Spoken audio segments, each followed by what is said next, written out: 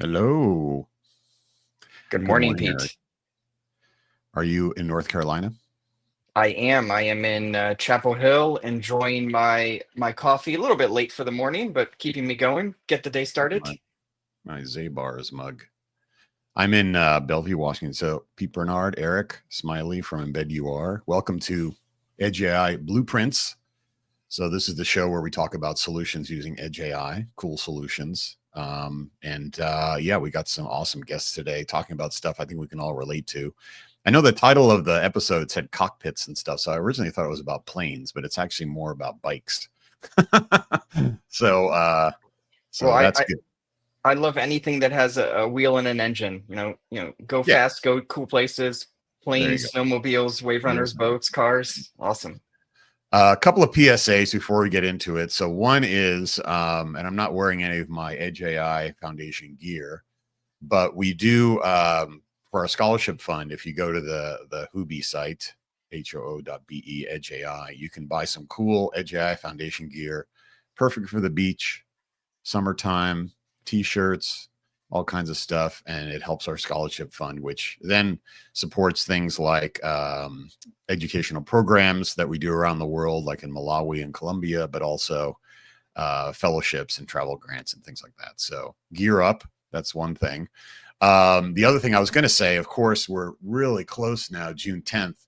On July 2nd through the 4th, we're going to be in Milan for our 3-day event, Edge AI Milan 2025. And we had an awesome event in Austin, Texas. Eric was there. Right? That was fun.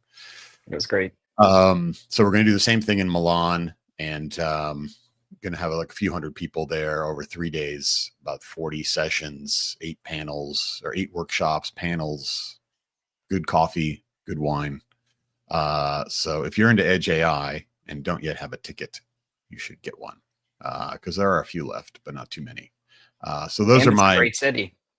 Yeah, and it's Milan. I mean, Yeah. it's kind of, you don't have to twist anyone's arm to go to Milan. So that's good. Excellent. Yeah, and then the other reminder is this is a live show. It says here, hello from France. Hello. And then Kasim is saying hello.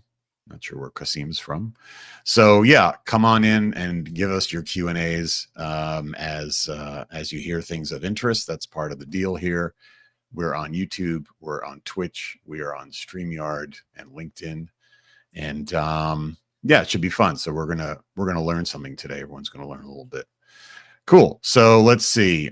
Maybe we should bring on our esteemed guests and see where they're at here. Let's see here. We've got Frédéric.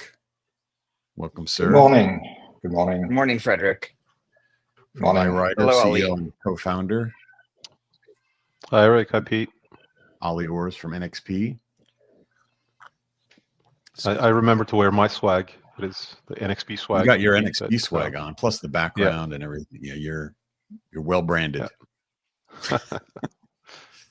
Excellent. So let's see. I'm going to guess, Frédéric, that you're somewhere in France. Is that accurate? Indeed. I'm in Paris. There you go. Awesome. That would have been my first guess, but that's good. And then Ali, you are in Toronto or no? I'm in Ottawa, Canada. Ottawa. Sorry. Yes. Apologize. Excellent. Cool. Well, yeah. So as I mentioned, I think the title of the show was Cockpit something or other. And so I thought it was about planes until I dug into it a little bit. So, but we're going to talk about something that pretty much everyone can relate to, right? Which is cycling and cycling safety. So, so that's good. And why don't we kick it off? Maybe before we get into the slides and the tech, maybe Frédéric, give us a little bit of a background on the origin story about iRider and how did this happen? Like, how did you found this company called iRider that's doing such cool Edge AI stuff? Like, give us the origin story for a few minutes.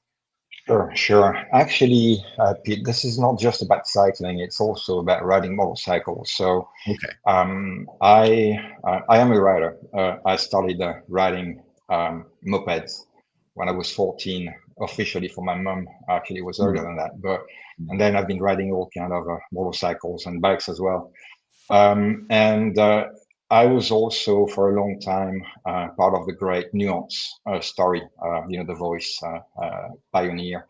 And it came to my mind that, we should be using tech and AI to actually build an assistant as well for riders, because, we are, the most vulnerable, on the road users. So that's how it started. And here we are now, still in stealth mode, and going into Not exactly industrialization. stealth mode. I mean, this Well, is almost, live stream. almost, and getting ready to go to the market with with NXP, Right. as soon as early next year. Awesome. Yeah, I had a motorcycle. I started riding motorcycles when I lived in San Francisco, which is probably a bad time to start riding motorcycles, but I used to have an old Honda Nighthawk that I would tool around in, and then I had another one. And yeah, it's definitely, the problem with, at least with riding motorcycles, is it's very easy to do dumb things, safe things with motorcycles. So this is tech that's probably coming about 20 years too late for me, but that's good. It's coming. Yeah. I don't know, Eric, do you have any bike riding, motorcycle background, dirt bikes, ninjas? Honestly, no. I've actually never been on a motorcycle. I'm much more of a watercraft guy. I love the personal watercraft. I'm sure with some adaptation, a lot of the same tech can be applied there. But there's a lot of bikers on the road here in Chapel Hill, North Carolina, being a university town, and they try to make the road safe. But the problem is there's still a lot of drivers on the road that don't know what that means. And so I think having the right tech on the bikes and the motorcycles is really important for making sure everybody stays safe. Yeah, for sure. Yeah, my daughter rides a bike in Boston. She just got a bike. She's a college student there. And I was like, okay, get the light on the front, the light on the back. But I'm actually not worried about her. I'm worried about all the Boston drivers. Yeah, eventually they'll all get replaced with Waymos, so this problem will help get resolved. While we still have humans driving, there's going to be a problem, I think. So mixed use is always the challenge in that domain, and that that was I used to be a motorcycle driver. I sold the bike. I said it just didn't fit the risk profile after a while. I hear you, and that's what my wife told me. But it was super fun. And I'm in Canada, which has, let's say, pretty civilized roads, and even here it felt a challenge. So the technology that iRider is bringing is, in my view, super apt and important. And one of the things I see a lot around here is that there's a lot more e-bikes and scooters, and the challenge is that sometimes they seem to follow biker rules and sometimes they seem to follow car rules, and so now you've got these vehicles that are moving a lot faster, but in following traditional bike rules and not necessarily stopping at the lights or the stop signs, and so you've got even more challenges for potential incidents. Yeah. No, there's a lot of hybrid vehicles out there, and like I said, humans are humans, so it's challenging. So yeah, that's cool. So it sounds like this is something that everyone can kind of relate to, and I'm sure once you get out of stealth mode and get it out for sale and stuff. Actually, before we get into it, so is this kind of tech? Before we haven't even said what you're doing yet, but is this something would you expect to be sold to the public, or is this through like OEM channels, or what's your general go-to-market thinking on this stuff? So our customers are going to be the OEMs, the manufacturers, but also the fleet and the shared micromobility operators. Eric, you just mentioned some kind of reckless riding sometimes, and that's also something that we identified as a problem to solve, because it's not just about rider safety, really. It's also about pedestrian safety as well, especially when you have those e-scooters on sidewalks. So that's also part of the what we describe as the safety-related problems that that we want to tackle and we want to solve. So yeah, you got it right, Eric. That's also something important to solve. Yeah, cool. Great. Good. All right. Good run up. Why don't we get into it? I'll bring your slides on here, and maybe you can start. And what Eric and I will kind of fade into the background here and give you the stage, but we reserve the right to jump in as questions come in. So Why don't we do that? Okay, so thanks for inviting me. A little introduction about iRider. So we are an AI software company on a mission to make riding micromobility and two-wheelers safe for all. So we describe micromobility with vehicles being e-scooters or e-bikes, and then two-wheelers are going to be the mopeds and motorcycles. And as we just discussed, safe for all means riders, but also pedestrians. And so we're leveraging AI, computer vision, connectivity, and obviously edge AI is the foundation, I would say, of our tech. And then the two logos you see, we are very proud partners of NXP. We are a beta customer and developing and porting our stack on the next IMX95. And then this blue-red logo you can see here is the France 2030 program, which supports AI company. Again, we're very proud of being part of that. We are based in Le Mans. Le Mans is the heart of automotive innovation, and you can see this, green circle here is our headquarters, and so we are literally just, a couple of minutes walking away from the circuit, and we share our testing facilities with the official Suzuki endurance racing team. And that team is a 18 times world champion in long distance races such as Le Mans 24 hours or Suzuka 8 hours. And so as you can imagine, we are in good company when it comes how to... noisy does it get, Frédéric? I love the smell and I love the noise. Yeah. That's All right. okay. So if you like it, it's not a problem. Absolutely. So we are...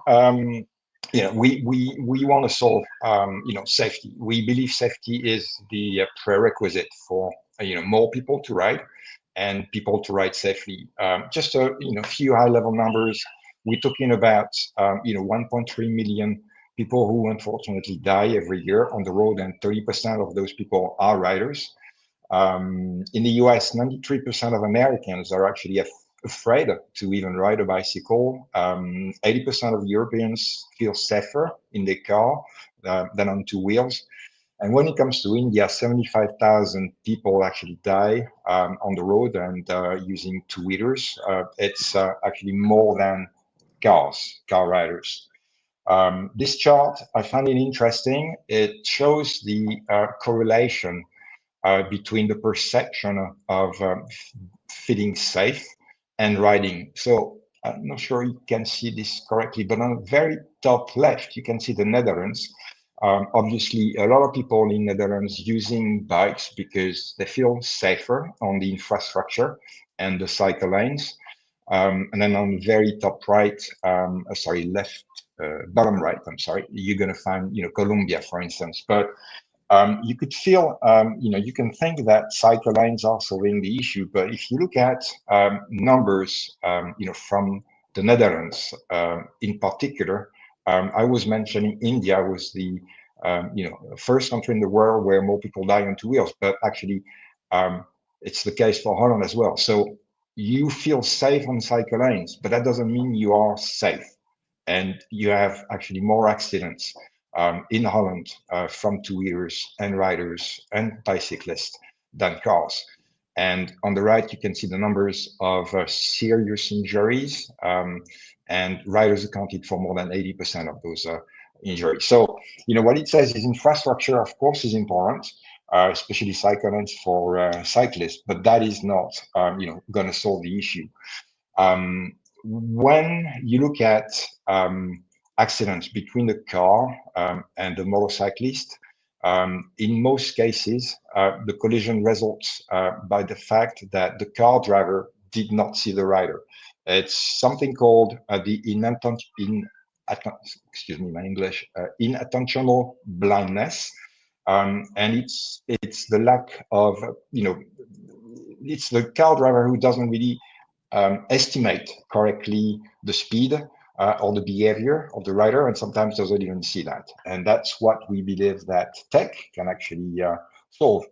Now, very interestingly enough, and I'm not going to walk through each of them, but when you look at all the accident scenarios, and this is just for Europe, but very useful for us, you realize that there's actually 7 scenarios that represent 80% of fatalities and 75% of the serious injuries. So that's what we did. We really focused on those 7 scenarios. With the aim to to solve those use cases, and with the ambition to reduce fatalities and serious injuries by as much as 80%.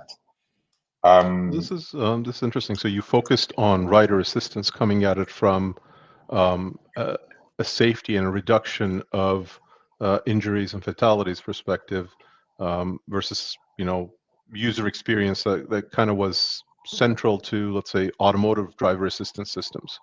Of course, those also had safety undertones or safety requirements, but it was typically more about the user experience, like advanced cruise control, lane detection warnings, etc., reducing accidents, but not always reducing pure fatality perspectives, the way you approached it. Yes, exactly. And we focused on the on the use cases that make a difference. The deadliest one is when the car is actually turning and crossing the path of a motorcyclist or a bicyclist, and that's due to the car driver who did not anticipate or did not see at what speed. Now, in most cases, or in some cases, of course, the speed of the motorcyclist or the cyclist might be too much, not necessarily versus the legal speed, but versus the context. And so this is creating the reason why the car driver doesn't perceive the risk as he should. So we are focused in the training of our models on some of these specific use cases. However, it is a challenge for the human visual system. Like I used to be, let's say, I still have my motorcycle license, but I don't ride as much anymore. The fact that a motorcycle or a bike is more of a slender, presence on the road, the human vision system does not perceive the depth or the distance correctly. Like with a car or a larger, more 3D object, we're able to, with our ocular system, actually understand the depth and the speed that something's traveling at. But the more thin object, like a motorcycle or a bicycle, throws us off, which is why you're getting a lot of these statistical increases in the type of accident. Like as you mentioned, the car is turning and the motorcycle or bike is traveling straight, and the driver just did not understand the speed or the distance, miscalculates it most of the time. No, you're right. Especially, small objects, that can be a rider, that can be a pedestrian, is a challenge for human vision. And it actually also is a challenge for, some, if not most, of the car radar systems as well. Yep. And so here comes the need for, I would say, us to see the cars before they don't see us, if I may say. So this is where, perception and cameras are so important in our system and in our approach. So we discussed rider safety. It's also important to realize that and accept the fact that with the development of micromobility devices such as e-scooters, e-bikes, it's now also the case that pedestrians and sometimes other riders are at risk too. This survey from Ipsos shows that cyclists appear to be dangerous as well for car drivers and are dangerous as well for pedestrians. I'm going to show you a video. Nobody has ever seen that video.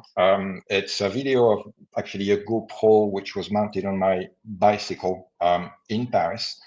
The GoPro was meant to collect data for models, and then I met unexpectedly some e-scooter drivers going the wrong way, coming in front of my way, and this is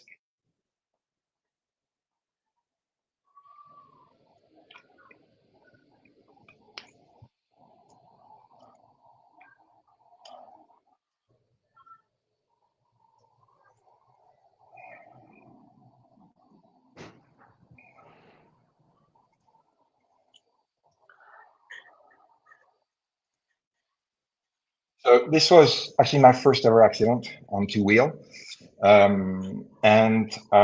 It shows that e-scooter riders are not experienced. I mean, these two people were coming on the wrong side, on the wrong way as well, and you could have expected that the second rider who hit me would have followed the line of the first one, but she did not when I was taking the left side.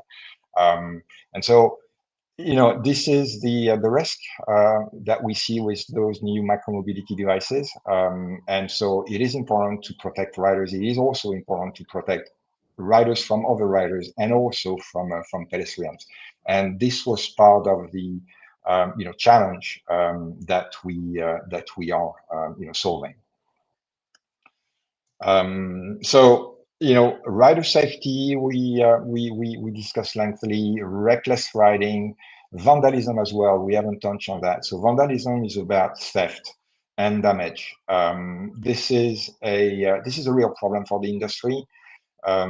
So there are different numbers in every country in the world, but the problem is the same. Theft is a major problem. And the consequence of that is actually that when someone gets his bike or motorcycle stolen, he's very unlikely to actually replace it and buy another one. And when he does buy one, he's not going to buy a premium one, might buy a secondhand one.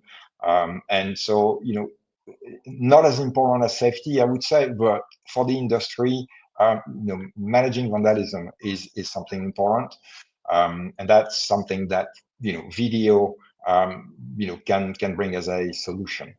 And then the fourth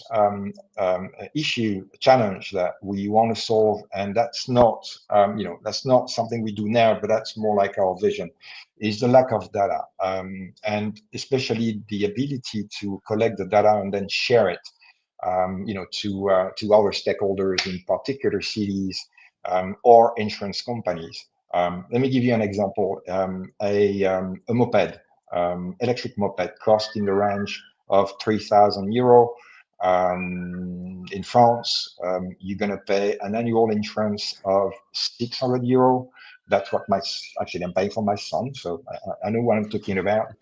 So that represents 20% of the cost of the vehicle. Now, if you keep your scooter for 2 years, 3 years, 4, 5 years, then the cost of ownership after 5 years is actually the same as the cost of the bike itself.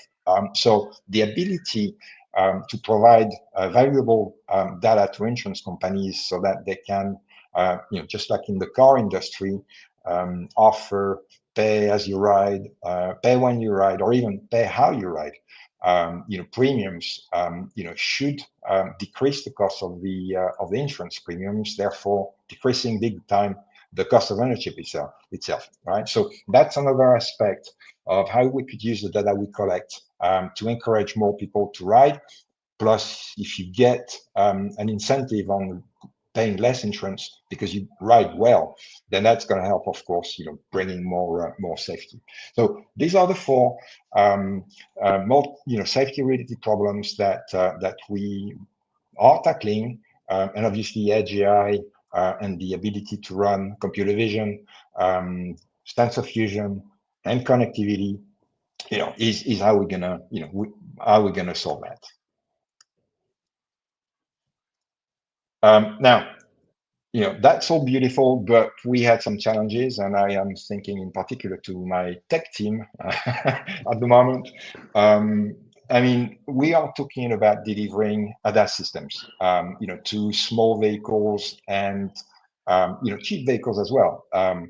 When we started, we wanted to be able to adapt our platform to all vehicles, so ranging from micromobility e-scooters up to motorcycles, very high-speed motorcycles that could be used in personal, fleet, or shared ways.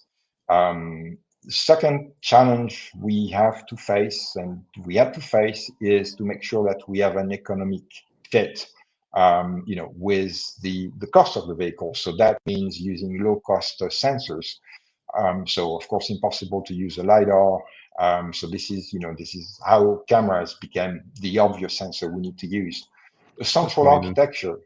In ADAS systems, I think sometimes it's lost. Like, some people might approach this as saying, well, this is already solved in cars. Why don't you take that and apply it into two-wheelers, into micromobility devices? But in a vehicle that's 20,000, 60,000 to 60 to 100,000 euros, the ADAS system is a smaller percentage of that overall, cost envelope.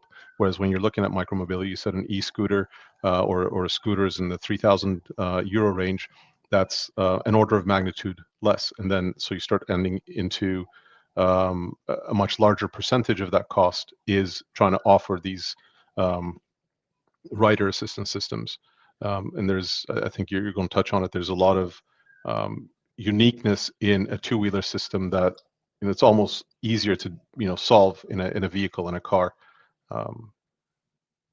No, you're absolutely right, Ali. We are looking for the same performance because we need to see as far as possible in front and behind. But we also need to make sure that we offer our customers some realistic cost, versus the cost of the vehicles themselves. So yes, we had to look at cameras, which happen to be very efficient. We also had to look at a central architecture, which means being able to process at the same place all safety related, but also navigation, infotainment, all what's important into a digital cockpit. So when it comes to the embedded software itself that we developed for the digital cockpit, we had to make sure that we have a very central architecture. And then, of course, a lot of CPU and AI processing power, which is required. And I can't thank enough NXP for helping us achieving that, by delivering the IMX8M Plus and the MX95, where we are able today to run as much as 3 cameras at very high, FPS, so that we are very efficient. The third problem was the two-wheeler specification themselves. There is very little space, available on a bike to actually embed a hardware. And then comes the leaning, the waving, specificities of a two-wheeler, which, coming back on what you said, Ali, makes the car ADAS systems totally inefficient when the bike is, leaning, or when you're waving between the cars. So we really have different, scenarios, behaviors, and context, to take into account. And the speed variation as well, as as I mentioned, we are providing our solution for e-scooters, which can go up to 20, 25 kilometer max. But we also want to do it for high-speed motorcycles, 220, 250 kilometers. So when we approach develop our models, this is something that was very important.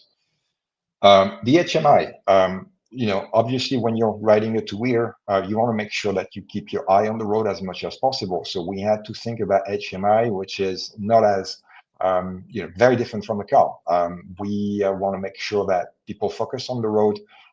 So we had to think about directional, visual, very effective alerts on the cockpit, but also the ability to provide audio, voice, haptic, and even connectivity to glasses, in order to make sure that people again keep their don't get disturbed really, and get some assistance instead of being diverted.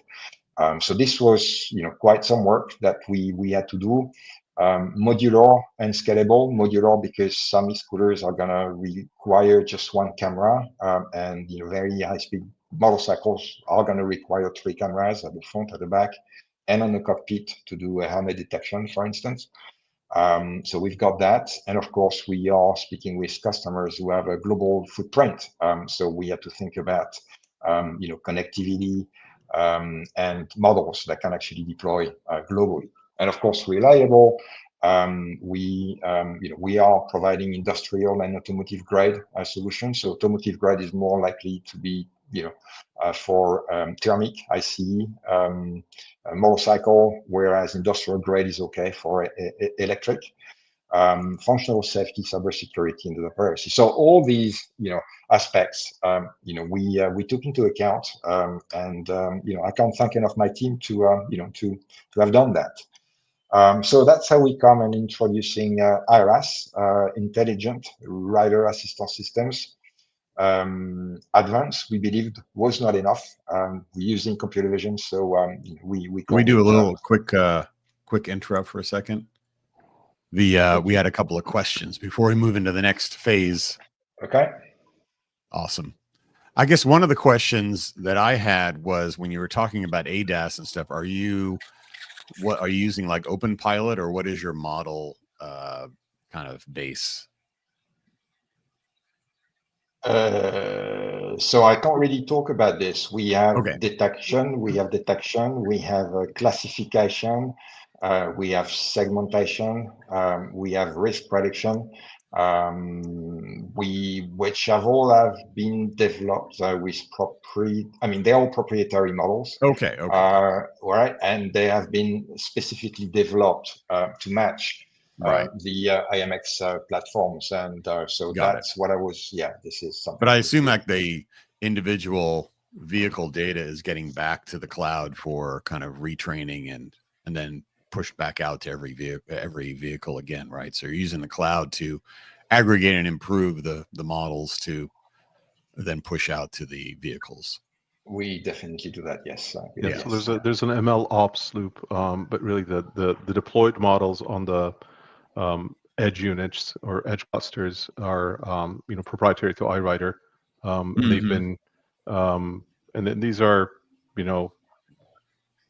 quite edge efficient variants with still very high accuracy that fits the embedded applications processors that NXP provides, like the iDataMX 8M Plus and the 9.5, which are our key previous generation and current generation image application processors that have the ISP, have a vision pipeline, as well as the CPU, GPU, and definitely AI acceleration that iRider is heavily leveraging. Got it. Eric, you had a question about. So one thing I'm curious about, and maybe you're going to get into this, is whether you're focused on new products and integrating your solution into the products from the bike manufacturers, the vehicle manufacturers, or these retrofits. And if they are retrofits or something that can be sold on retail, do you have challenges with installation, or with the individual who's putting this on their bike not necessarily following the directions, and then you have calibration issues and things of that sort? How do you get around that? Our main focus is to work directly with OEMs, so when we integrate, obviously we take into account the calibration. Having said that, we have signed an agreement, and I can't speak about it because we're under NDA, but we have signed an agreement with a bicycle manufacturer, and we're going to be putting to the market together a post-market rear view camera system. We don't feel that we're going to have much issues because we're going to train the models differently. And to make it simple, we're going to train the models with different variants, of heights and of the camera. So I don't see this as a major problem. It's only that we need to train the models a bit differently. Right. Okay. And there's also go ahead, Eric. Sorry, Pete, just one real quick question about power usage and batteries. I used to have one of the old school bike computers, but I always had the challenge that I'd go out on my bike and the bike computer would be low on battery or dead on battery, and so I wouldn't use it, and then I would completely forget about it when I get back home and put the bike away. How do you deal with that to make sure that obviously you want to minimize the screens so there isn't distraction, but at the same time make sure that the users are using this amazing technology and that it stays charged? Yeah, so first we are taking advantage of the low energy requirements that we get from NXP platforms. That's the first thing. Then the second thing is, to be honest with you, we are currently developing it. We know we're not going to have major problems. Users will need to charge, of course. I can't speak yet about whether it's going to be 15 or 20 or 25 hours, but we don't, we're not worried. We're not worried about this. Unlike a car, it's unlikely somebody's going to spend more than 3 or 4 hours on the bike anyway. Sure. That's for bikes. When you talk about micromobility, if you have e-bike, e-scooter, you do have an energy system available which Sure. the devices, as Frederick was mentioning, these are edge devices, so their power envelope, power port, dissipation is in line with the type of use cases. Yeah, I was going to mention, Eric, and for the aftermarket thing, people are installing dash cams now on their Ubers and other types of aftermarket visual, and some of these dash cams are getting quite sophisticated, frankly, of becoming ADAS systems in and of themselves. So, yeah, I think there's ways to do the aftermarket calibration to make that all that stuff work. And people are kind of used to charging a lot more things these days than they used to be. Of course, charging their watches and all the other gear. So cool. Okay, so that's it so far, but we encourage folks out there listening to throw some questions in as well. So, but we will fade into the background. So here's the high-level overview of the platform, which is currently installed on a speed pedelec bike. So speed pedelec bikes are e-bikes, sorry, that can go up to 45 kilometers. So this is one of the vehicles that we've developed on. Very interesting because it cannot go on cycle lanes, so it goes on the road, needs a plate, license plates, need insurance company, insurance premium, and also needs a helmet when you ride it. So, as you can see, front camera, a back camera, and then a cockpit camera, which is facing the rider, which we use for helmet detection, and more features to come. The embedded hardware and software, and then the cloud, which we have built on AWS. So that's high level overview of the central architecture that we have designed. It's built around three, let's say, pillars or products. Starting from the right, the cloud built on AWS. Where we operate off-board applications. We have video streaming and various fleet management features. We have developed an embedded software which manages all the connectivity, digital cockpit, infotainment, safety, vehicle security features. So Linux-based product, which is we are going to be porting to Android as well. And then of course the perception stack, which is all proprietary. Built of video pipelines and deep learning models, which I am describing in this slide here. So that was the challenge, being able to run on the IMX-8M Plus one camera, or the IMX-9.5 with two cameras plus the cockpit camera. Some recording features, streaming, video analytics, location, detection, correction, classification, tracking, and risk prediction. So if we take them one by one quickly, the first one, recording, we use it for two things. One is to replace your GoPro, so the riders have the ability to record their ride or take pictures and share them with friends. That's what we call ride memories. We also use the recording features in case there's been an accident or in case there's been a theft, because we keep track, we record always, and always keep the last 30 seconds. If something happens, we keep it or we send it to the cloud. The streaming, we do it two ways. The first way is embedded streaming, which we use for the digital view, so replacing a mirror. So that provides, whenever the user wants, the ability to see behind. And we also have some cloud streaming, which we're using for checking on your bike, for instance. Very similar to what Tesla is doing with their Senti mode. The user can check live in his mobile app, what's around his bike, and fleet operators as well can do that. We do some video analytics, analyzing the data on some recording, for instance, a theft, damage. We do some live event monitoring, which you were referring to, for instance, in the case of a fleet operator. If a micromobility e-scooter user, for instance, is going through a red light, this is the kind of information that we are able to bring back to the operator. Location is very important. We're using segmentation, and I believe we are, probably not many do that. We are able to detect if the bike is on the cycle lane, or if it's on the sidewalk, or if it's on the bus lane, or if it's on the road. And obviously, once we know that, with a little bit of robotics, we can make some decisions. For instance, if we detect an e-scooter is on the sidewalk, we can instantly shut down the electric assistance. Or another example, if a speed pedelec bike, which is high-speed e-bike, is on the cycle lane and should not be there, or it should be maximum at 25 kilometers, we can reduce automatically the engine assistance. So the location part, which we do with segmentation, is very important. Then comes the detection, the correction of the image, which is, when you're leaning, we need to apply some correction and stabilization on the image, and the classification, meaning that we know if it's a car, if it's a truck, if it's a van.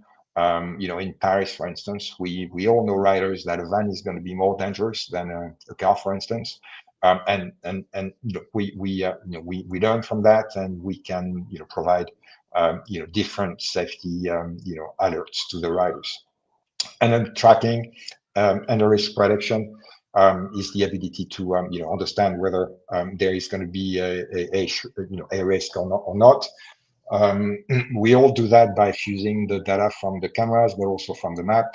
And so that's these are all the layers of our perception stack, which are running on these IMX platforms. Yeah, maybe from my side to complement what Frédéric was saying, the approach that NXP has is in this portfolio of devices. So when we started first talking to iRider a couple of years back in what they were trying to build, it was an i.MX 8M Plus, because that was seen as acting as the front end host controller, like really the CPU, and then a lot of the AI workload that they were looking at and they thought and they were building required additional and external acceleration to really be able to efficiently run. And as we looked at the system, and we, of course, we knew what was coming on the roadmap from NXP's perspective, like the i.MX 9.5 to follow the 8M Plus in this domain. We had conversations about how do you actually bring this all, be able to achieve all of these requirements and product fit requirements with a single device, and still have the option to leverage an external accelerator, AI accelerator, if you wanted more of these features or higher levels of these features as you get into typically more expensive vehicles or a higher cost vehicle where you're adding more features. But today we're able to run a lot of this on an i.MX 9.5 because we went from a much larger and a higher pixel rate processing, more camera support, more AI acceleration. So all of that in what we have in the roadmap fit very well with what was on the requirements side with iRider. So we're able to handle more cameras, so that that you have both the front and rear facing cameras, which bring a lot of the rider assistance features, but then you also have the cockpit camera, or the camera that looks towards the user to bring in some of these features that the fleet operators are interested in. Are you wearing your helmet? Do you have the right protective gear? Are you the right user? So all of these are vision AI processing models and processing needs feeding in from different cameras. And in the previous view that you had, Frédéric, with the platform that you built, sometimes what it's lost is that because of the platform itself being a two-wheeler, it doesn't, even your camera position and placement, it creates a bit of a challenge for the use case. Like in a vehicle, you typically can have a front-facing camera sitting much higher, which gives you a wider field of view. But on a two-wheeler, you don't have an awning or a windshield that you can place protected camera. So you also have to deal with still the challenges of the physical dimensions of the vehicle that you're building for. Yes, correct. Giving you an overview of our digital cockpit that we have now. So we have all the connectivity information, including the weather data, the battery range, and what you see on the top right is the infrastructure location picto. So that tells us if you're on the road, cycle lane, bus lane, or sidewalk. Then comes the helmet picto. And then in the road event manager, we use that space to display what the cameras are finding, detecting and classifying when it comes to traffic signs, for instance. But also, this is where we display information from the map. So that can be a school, that can be a pedestrian zone. And so we've used that data here to provide on the left a recommended speed that we provide to the rider. So it's in a way very similar and even richer than the speed assistant, which is now mandatory in the car industry. So that's what we provide with the full context to the riders. And when it comes to safety, we wanted to simplify to making sure that the rider gets some very easy information to understand, right? So we are using orange. Orange means that you have to adjust something. That's your behavior. That can be your speed. That can be your positioning. That can be your trajectory. And on the cockpit, we actually show the directional, the direction, sorry, of the potential, danger. And then red means that there is a risk and you've got to react. And most of the case, reacting means braking. And so we've got it at the front, we've got it at the back.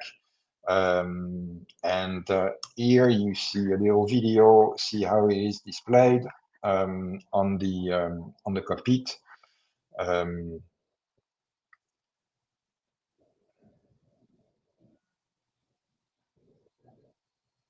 I had a quick question, Frédéric. So you mentioned the braking and do you envision, or does this system envision auto braking and things like that, like you would see in a vehicle where you're active safety? Yeah, kind of actively.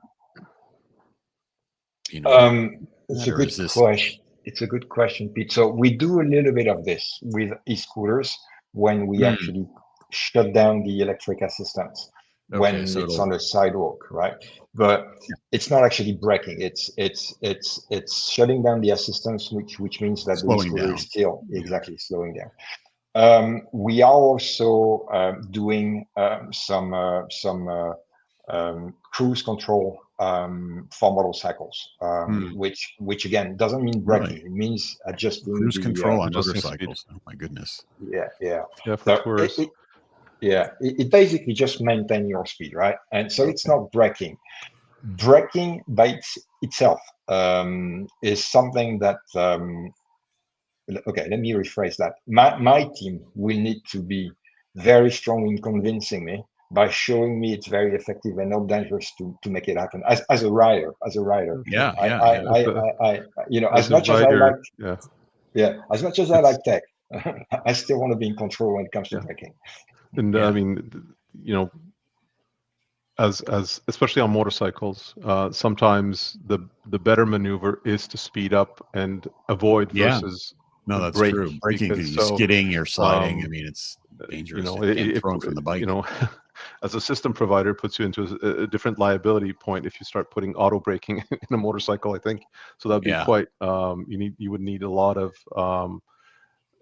scenarios and analysis. I think it's as Frédéric put it, limiting the assist on especially the e-mobility features or the vehicles is one of the better approaches versus going towards an active safety auto braking type of mode. In these, you can also fling the rider. I know. No, I hear you. Doing it right. We have some questions from the audience, but let me throw in one more of mine. I saw you had phone mirroring on there. So is this going to be like running CarPlay? There is a lot of interest. I think. Look, what we're trying to do is we're trying to switch people from their cars to to two-wheelers or micromobility devices. There is the need to make sure that people keep their phones and they can still use their phone when they're riding. So yeah, it makes a lot of sense to deliver full mirroring systems. Okay, for two-wheelers. Android Auto CarPlay type of adaptation in there. Exactly. Yeah. There is request. Yeah. There's a question here from Michael. Pre and post IRAS results specific to safety, theft, and collision. So, do you have some data of your deployments and kind of what the differences are in terms of the results? So we are still in development. We have pilot running, so it's actually hard for me to provide final numbers. Let me say one thing though. I am myself riding my motorcycle in Paris with cameras on it. People see cameras and they're not willing to even approach my motorcycle because they don't want to be filmed. So when it comes to do we have results for theft? Let me tell you that cameras on the bike is going to deter, thieves big time. And we have, of course, we have performance test results from, but this is not something that we are, talking about publicly. But we're very, very proud, very happy about the results so far. Cool. There's another question here, but maybe Kasim, you can clarify. Can using the waves for safety as the bat used? I'm not sure what that means. Okay. Kasim, help us understand your question. Maybe he's talking about sonar. Yeah, ultrasonic. Ultrasonic waves. You end up getting into a range issue. In ultrasonic, that's a low speed, low fidelity and restricted range detection. That's why it's used in vehicles. It's used for parking and not for much else. Active, right. Parking, yeah. Okay. But I think if that's the question, I think the computer vision, even with single camera distance measurement, has gotten a lot better these days with AI to be able to accurately or at least good enough detect distance. Is that correct, Frédéric? Yes, we are very proud. We are currently over 200 meters for detection and classification on the IMX-95 with our models, which have been specifically designed to detect small objects. So yes, we are at 200 meters. We still see some potential to even see further. And basically 200 meters was the kind of benchmark objective we had internally. So we're very happy with that. Cool. Good. We have a few minutes left, so why don't we let you wrap up where you're at here? And again, folks have any questions, throw them at Frédéric and Ali, and we will conclude. Here we go. Well, I have a couple of videos ready of some use cases that we can show. So I'm gonna go. Gonna show this one, which is the phone collision warning, because it includes the adjust and the react sequences that I was talking about. So launching it.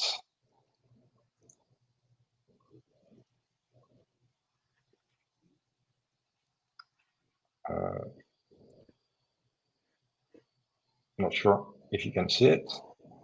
It's the video is not running, Frédéric. Oh, there we go. It's up now.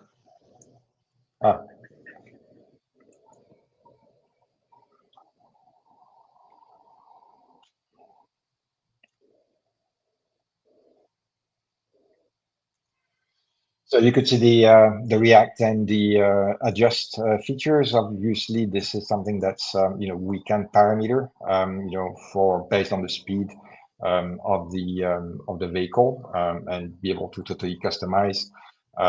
So we have a range of detection which is 130 meters with the IMX-8 and Plus, and 200 meters with the IMX-95. And then the other one that I'm going to show you is the rear. Here you can see the rear view assistance, the rear collision warning, and the blind spot detection in the same sequence. So it's a little bit of how the tech works that you can see.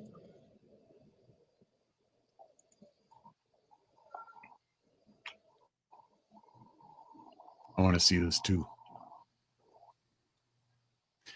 I was curious, Frédéric, have you done any experiments with like visor-based heads-up displays? I mean, in the case of people wearing helmets and things, like when you see that big giant screen on the handlebars, has that also been something that's been sort of prototyped, more of kind of visor-based notifications?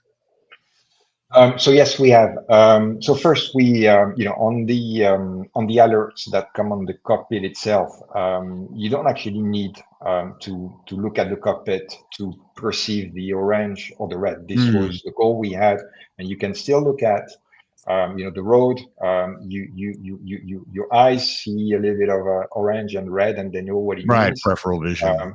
Yeah, and then you have the audio as well, which is obviously not going to work for motorcycle, but which is very useful for e-scooters and for e-bikes. To your second question, yes, we have already tested on smart glasses. It's interesting, but there is still some work that we need to do on the actual UI itself. I found it myself very disturbing. Because obviously I'm not used to that, and we haven't customized and optimized obviously the UI. To me, it was a bit too much, right? It was just getting too close from me. So it is technically working. Still some work to do on the UI side. Nice. Cool.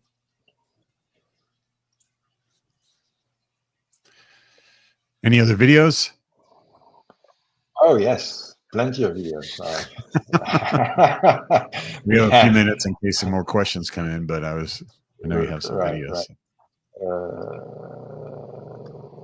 Rear view assistance is one of the interesting best things for this technology, at least from a personal rider safety and security, because a lot of bikes and motorcycles, especially motorcycles, they have almost no rear view. Like the mirrors basically show your own shoulders sometimes, especially on speed bikes, and it can get quite dangerous. So, and going back to the previous discussion, you also don't want to distract the rider with what's behind them either. So it's that balance of, you need to give them the information that's relevant and important from a safety perspective without distracting them from focusing on the path forward. We have two ways of using rear view assistance. Either it's automated and it comes up when we detect the orange, adjust a situation, or the user can actually set it up manually. I personally only use it permanently now. It's such a comfort to know what's coming from behind all the time. Users will choose, but I need to say that this is a very useful feature. I can show you here some traffic sign detection. We're coming up on about 45 seconds left, so if it's a short video, that would be good. It is. I can cut it down. You can see the little, traffic sign, and so you see the. So we're very proud of that. We have some very, results very similar to stop sign. Yeah, that's good. Yeah, from very far away. Awesome. So that's awesome. Frédéric, thank you so much. Ollie, good to see you again. Eric, always. I think this was like very educational. It's amazing to see all this tech being applied to our wheeled vehicles, cycles and things. So yeah, go to iRider to learn more, NXP and edgeaifoundation.org, right? Yeah. Awesome. Cool. Thank you. Thank you. Thank you very much. Thank you. Thanks, everyone. Have a great day. Everyone.